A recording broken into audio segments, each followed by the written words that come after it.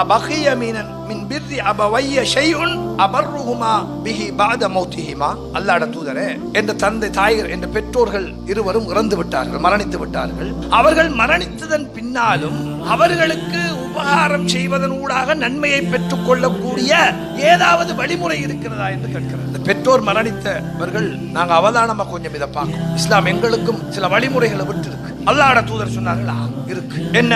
ஒன்று அஸ்ஸலாத்து அலைஹிம், ஒன்று அவர்களுக்காக நீங்கள் பிரார்த்தனை செய்வது. அல்லாஹ்விடத்தில் அல்லாஹ்வோட பிரார்த்திக்கணும். ஏன்னா பிள்ளைகளுடைய பிரார்த்தனை தான் என்னது, அது பவர்ஃபுல், அல்லாஹ்ல ஏற்றுக்கொள்ளப்படும். பிரார்த்திக்கிற நம்ம கபரடியை நடந்து கொண்டு பிரார்த்திக்கிறது அல்ல. எங்களோட தொழுகைகள், எங்களோட சுஜூதுல, எங்களோட தஹஜ்ஜுதுல அவர்களுக்காக நாங்கள் பிரார்த்தனை செய்வோம். கபரடியை போயிருந்து கொண்டு குர்ஆன் யாசின் எடுத்து ஓதிக்கொண்டிருப்பதல்ல இஸ்லாம் காட்டிய வழிமுறை.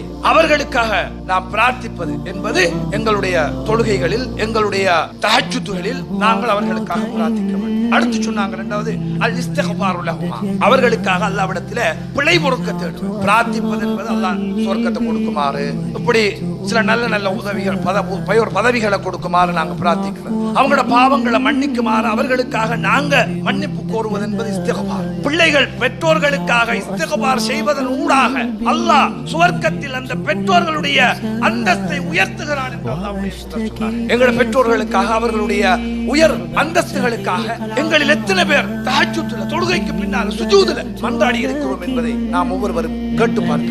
அடுத்து அல்லாஹ்வுடைய தூதர் சொன்னார்கள், வஈபாஉம் பிஊதிஹிமா பஅத மௌத்திஹிமா, அவர்கள் ஏதாவது வாக்குறுதிகள் கொடுத்தார்கள், ஏதாவது நிறைவேற்ற வேண்டிய அவர்களுடைய கடப்பாடுகள் இருக்கும் என்றால் அவற்றை நீங்கள் நிறைவேற்றுவது. வைக்ராமு சதீகிஹிமா, பெற்றோர்களுடைய நண்பர்கள், அவர்களை நீங்கள் உங்களுடைய பெற்றோர்கள் எப்படி அவர்களோடு சகவாசமாக கண்ணியமாக நடந்து கொண்டார்களோ அந்த கண்ணியத்தை நீங்கள் அவர்களுக்கு வழங்குவது. பெற்றோர்களுடைய நண்பர்களுக்கு அவர்களை கண்ணியமாக நடத்துவது. வஸிலத்துர் ரஹிமில்லதி லா துஸலு இல்லா பிஹிமா, உங்கள் பெற்றோர் வழியிலே வந்த உறவுகள் இருக்கிறதே அந்த உறவுகளை நீங்கள் பேணி நடப்பது என்று 5 விடயங்களை அல்லாஹ்வுடைய தூதர் அடையாளப்படுத்தினார்.